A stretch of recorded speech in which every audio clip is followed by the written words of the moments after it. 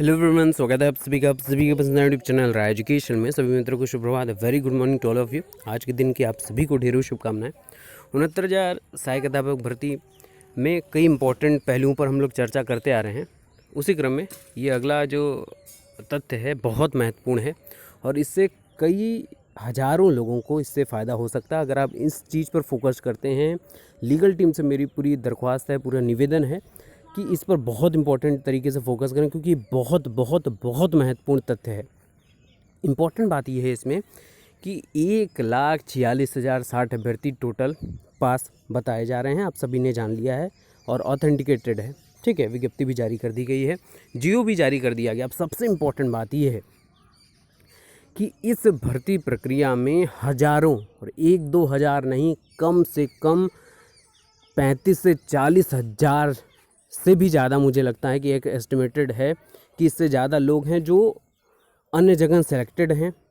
दूसरा, यहाँ मैंने पूरी तरीके से एक एक चीज़ों पर यहाँ पर लिखा हुआ है। देखिए, लास्ट ईयर सेमेस्टर फेल, यानी बीएड के अभ्यर्थी ऐसे होंगे जो लास्ट ईयर में किसी पेपर में बैक आ गया होगा, नहीं क्वालिफाई कर पाए होंगे, वो इस भर्ती प्रक्रिया में है। पहले देखिए, कोई भी गलत तरीके से आएगा तो वो डॉक्यूमेंटेशन में निकाल बाहर हो जाएगा, लेकिन वो सीट ख़राब कर जाएगा। ये सबसे इम्पोर्टेंट बात ये है।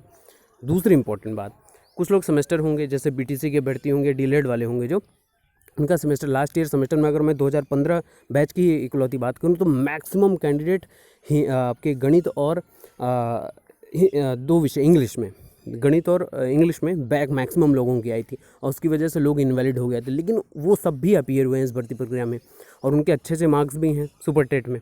तो वो इस भर्ती प्रक्रिया में कोई औचित्य नहीं है उनका, लेकिन बेमतलब का जिनका जो योग्य हैं उनकी सीटें ख़राब करेंगे और कुछ नहीं होगा इससे। दूसरी इंपॉर्टेंट बात, कई ऐसे अभ्यर्थी हैं जो टेट में नंबर सोच रहे थे कि बढ़ जाएगा, उस प्रकार से फॉर्म इन्होंने भर दिया, वो इनवैलिड हैं, उनका बढ़ा भी नहीं है और वो इस भर्ती प्रक्रिया में है।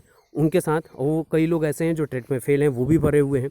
तो वही संख्या यहाँ पर बढ़ती हुई नज़र आ रही है। दूसरी इंपॉर्टेंट बात, 68,500 भर्ती के कम से कम मैंने जो एस्टिमेटेड लिया है, लगभग 15,000 ऐसे भर्ती हैं जो इस भर्ती प्रक्रिया में हैं, जो इसमें बैठे हुए हैं। क्यों? क्योंकि सीबीआई का डर था 68,500 में और उन्होंने इस भर्ती प्रक्रिया में बढ़ दिया। अब 68,500 तो एकदम सेफ़ है, नौकरी 1.5 साल से ऊपर हो गया कर रहे हैं, तो वो तो यहाँ अपना इंक्रीमेंट 4 से लगभग 4 इंक्रीमेंट हो गए हैं, 1.5 वर्षों का अनुभव हो गया, एक्सपीरियंस हो गया है प्रमोशन में उनके लिए।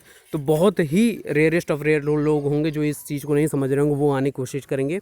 इसके अलावा टीजीटी, पीजीटी और एलटी ग्रेड, ये सबसे बड़ा कह सकता हूँ ना कि टीजीटी पीजीटी में 10,768 पद हैं। हालांकि 2 विषयों हिंदी और सामाजिक को छोड़ दिया जाए तब भी 5 से 6,000 ऐसे पद हैं जिनका डॉक्यूमेंटेशन हो चुका है। बस आपका नियुक्ति पत्र की प्रक्रिया बची हुई थी, जो इसमें लॉकडाउन की वजह से रुक दी गई थी।